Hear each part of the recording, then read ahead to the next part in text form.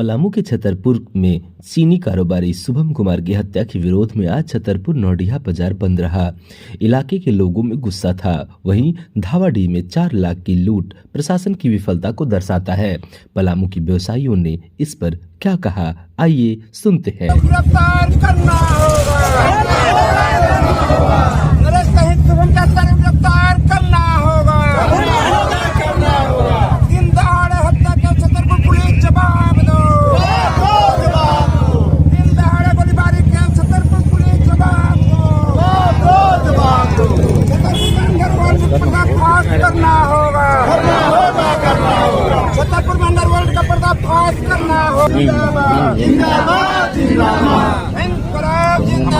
पलामू प्रमंडल में खास करके व्यवसायी असुरक्षित हैं और इस व्यवसाय को टारगेट किया जा रहा है चुन चुन करके। जिस तरह से कल शुभम कुमार नाम का लड़का का हत्या कर दिया गया, यह निश्चित रूप से निंदनीय है और मैं प्रशासन से यह मांग करता हूं कि इसको 24 घंटे के अंदर गिरफ्तारी करे, अन्यथा जो हमारा पिछड़ा वर्ग ओबीसी अधिकार एकता मंच है वह निश्चित रूप से प्रशासन को यह चुनौती देता है और उनको कहता है कि चेत जाइए, अन्यथा व्यवसाय उग्र होगा तो आप उसको संभाल नहीं पाइएगा। तो यह जो निंदनीय घटना है और उनके परिवार के साथ पिछड़ा वर्ग ओबीसी एकता अधिकार मंच खड़ा है और उनके यहाँ जा करके हम लोग उनके परिवार के लोगों से मिलेंगे और उनके तह में जाने का काम करेंगे कि क्यों आखिर हत्या हुआ और किन किन से रंजिश था। जिस तरह से व्यवसायियों को टारगेट किया जा रहा है पलामू में, तो कहीं ना कहीं से पलामू से लोग बहुत ही मर्माहत है। आप देखे होंगे अच्छे व्यवसायी यहाँ से छोड़ करके जा रहे हैं। तो यह प्रशासन की जिम्मेवारी बनती है कि जो व्यवसायी कोई भी दुकान है, किराना दुकान से लेकर के और बड़ी फैक्ट्री तक, किराना दुकान वाले लोग भी 5 लोगों को रोजगार देते हैं।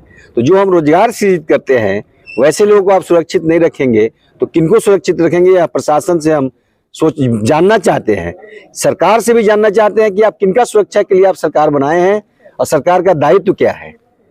कैसे व्यवसायियों का थाना के बगल में हत्या हो जाता है, 8 गोली मार दिया जाता है बच्चे को और वह थाना के बगल वाले पहुंचते नहीं हैं और आम लोग उसको उठा करके थाना के बगल से हॉस्पिटल लेके जाते हैं। ये कैसी व्यवस्था है, कैसी प्रशासन है, कैसी सरकार है?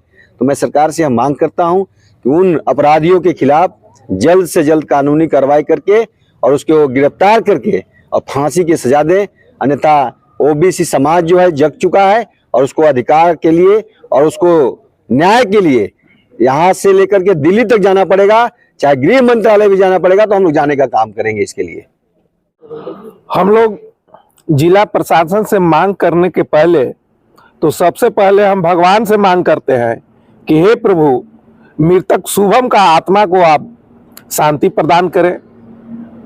जिस अवस्था में उसका हत्या हुआ है वो मृत्यु का अवस्था नहीं था। तो मैं सबसे पहले ईश्वर से अनुरोध करता हूं कि उसकी आत्मा जहां कहीं भी हो, भगवान अपने जगह उनको शांति प्रदान करें।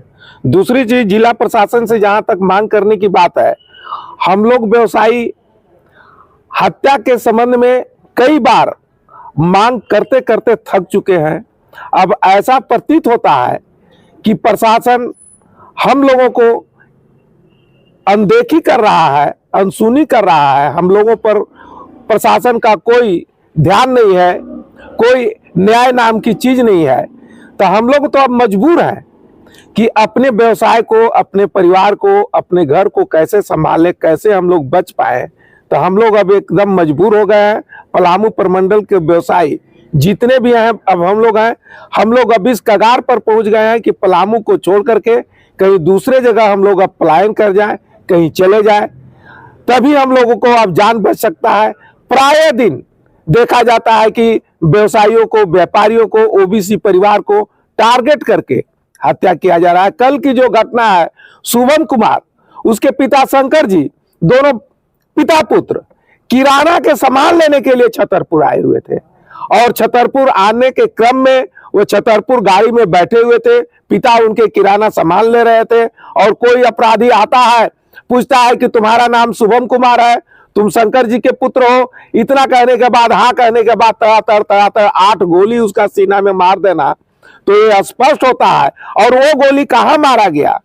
थाना के कैंपस दीवार के उस पार, जबकि दीवार एकदम सटा हुआ है थाना का, गोली का आवाज 8 गोली का आवाज सुनकर के थाना प्रभारी को, थाना कैंपस से स्टाफ को निकल करके उसको सुरक्षा देना चाहिए, लेकिन थाना के किसी ने स्टाफ वहां नहीं पहुंचा।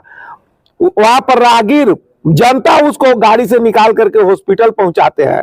तो इस प्रकार हम लोग व्यवसायियों एकदम ये महसूस कर रहे हैं कि हम लोगों को पलामू प्रमंडल में कोई सुरक्षा नहीं है। अब हम लोगों को किसी न किसी रूप से कहीं न कहीं दूसरे जगह जाना पड़ेगा, और खास करके आने वाला दिन इससे भी बुरा हमको अब लगता है कि हम लोगों के प्रति होगा। जिला प्रशासन यदि इस पर कोई कार्रवाई नहीं करता है तो हम लोग आंदोलन तो करेंगे ही, आंदोलन तो इसको अंतिम छोर तक, अंतिम मुकाम तक पहुंचाएंगे। अगले बार भी किसी का हत्या में हम लोग आंदोलन किए थे, लेकिन उसको यह कह करके विलोपित कर दिया गया कि उग्रवादी संगठन से इसका लेन देन का ब्यौरा है। तो कुछ कुछ घटना ऐसा होता है जो प्रशासन तह तक नहीं पहुंच पाता है, तो उसको उग्रवादी रूप दे करके विलोपित कर देता है। तो हम जिला प्रशासन से यह भी मांग करते हैं कि जो आप उजागर करें वो सही बात और सत्य बात उजागर करें, किसी को दिग्भ्रमित नहीं करें।